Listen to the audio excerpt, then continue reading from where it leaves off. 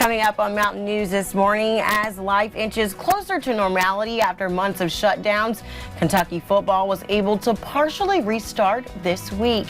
And we take it to Letcher County. That's where one summer food service program just hit a major milestone.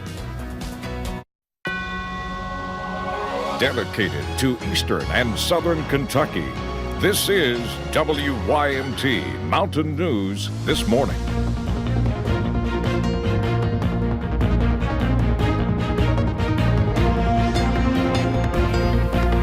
Good morning, I'm Lacey Roberts, and thank you for joining me on Mountain News this morning. Today is Wednesday, June 10th, or like we like to call it, Hump Day. And there's some severe weather that we're looking at today. Let's bring in Brandon Robinson to see what that's going to look like and what the rest of our week is going to look like as well. Good morning, Brandon. Good morning, Lacey. So far, so good this morning, but as we get deeper into the day, as we get into the heat of the day and that cold front rolls through, that's when those storm possibilities are on the table. Let's take a look at Buffalo Mountain, though, this morning as we head out the door early. A few clouds up there, but for the most part, not too bad. But you'll notice, the big thing that you're going to notice when you step out the door, if you open the door this morning, is the temperatures. It's still close to 80 degrees in Ashland, Prestonsburg, and Monticello this morning. Low to mid 70s pretty much everywhere. And it is 80 in Louisville this morning with all the concrete and the pavement. Dew points, yeah, it's sticky out there. It's oppressive, and then basically Monticello, Williamsburg, Middlesboro, Jonesville, and it's pretty daggone close there in basically the rest of the region. So again, it's just going to be very heavy air as you walk out the door this morning. 87 once again today, so another hot day ahead. But after this, after the cold front that brings us those showers and storms later, things will start to calm down. You need to have a way to get alerts later today, especially in the heat of the day this afternoon. We'll talk all about all those storms coming up here in just a little bit. Lacey? Thank you, Brandon. And each year after football and basketball season, as many schools go through coaching changes. One school in Pike County has two new faces. WYMT's Camille Gear tells us more about them. Last season for the Pike Central Hawks was not ideal, with the girls team finishing 13-16 and the boys team finishing 8-21. But with two new head coaches on the sidelines, they're looking to make some changes. Getting the numbers back up, giving them confidence, giving them some encouragement that, you know, and hopefully we can get them back in here and put a love back for the game of basketball. I think, you know, there has to be a new life and energy injected into this program. I think the pieces are in place. You've got the support, you've got the talent around to do that. With Coach Campbell coming from East Ridge, They're a special bunch. All my teams that I've had there, you know, I had moments the other day packing that I just broke down in tears because there's so many great memories, and they will always have a place in my heart. and Coach Amos coming from Greenup County. Point guard, he led the state in assists, and my one kid, Rodrigo Dryden, he led the state in rebounding, and both of them have signed to play at the next level. We had things trending upward and all that. And what are they looking forward to about their new home? But I want them to get to know me and teach them a little bit about the game of basketball, actually about life, because you can learn a whole lot through it. So Hang banners for district or regional championships, that goes a long way. I mean, I know that was a dream I had as a player. I'm just looking forward to putting my stamp on something. In Pike County, Camille Gear, WYMT Mountain News. Both coaches said they cannot wait to start practice on Monday. And the high school dead period ends in less than 1 week, and high schools are preparing for their athletes to return on June 15th. The biggest challenge for coaches and players alike will be the upkeep of facilities.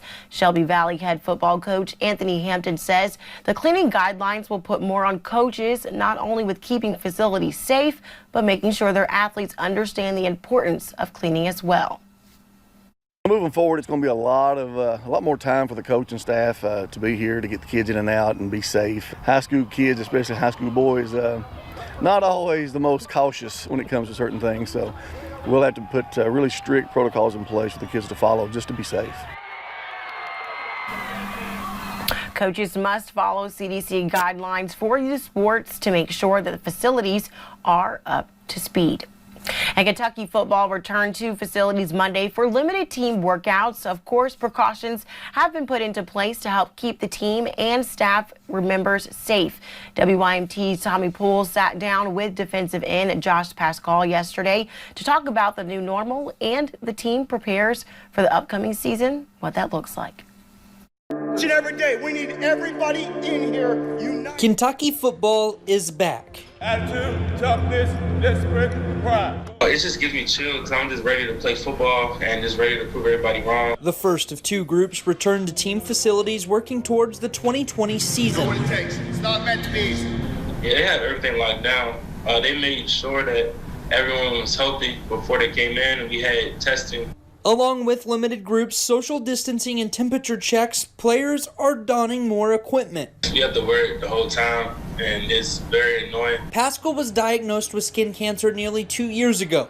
He says that hasn't put him at higher risk during the pandemic. My oncologist said that I don't have to take any necessary precautions. As far as the research goes, that I'm good. The redshirt junior did miss most of his sophomore year, a feeling his teammates now understand. Everybody's just appreciating being back. We're appreciating warm-ups, being dead from workouts. Alabama football was slated for a return also, but a handful of players were diagnosed with a virus. For Paschal and the Cats, they feel safe. It doesn't really concern me, just because I know that our strength staff and our training staff, they're going to make sure that we're in the best environment possible, and that we're basically in the safest place in Lexington right now. Just ready for the 2020 season whenever it can start. In Lexington, Tommy Poole, WYMT Mountain News.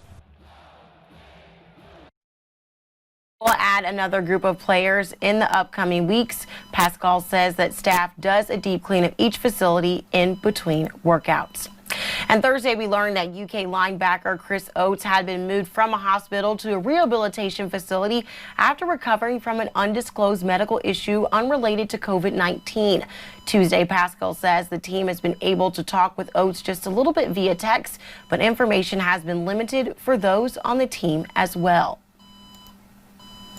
And during a virtual news conference, Josh Paschal talked about the team's stance on social injustice and taking a part in Friday's protest.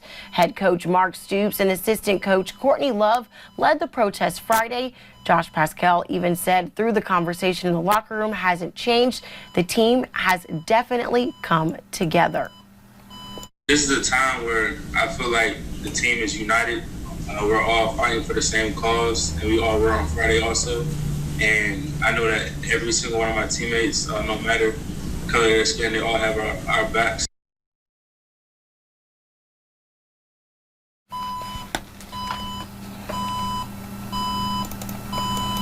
He says right now he is seeing what he teaches in his classes.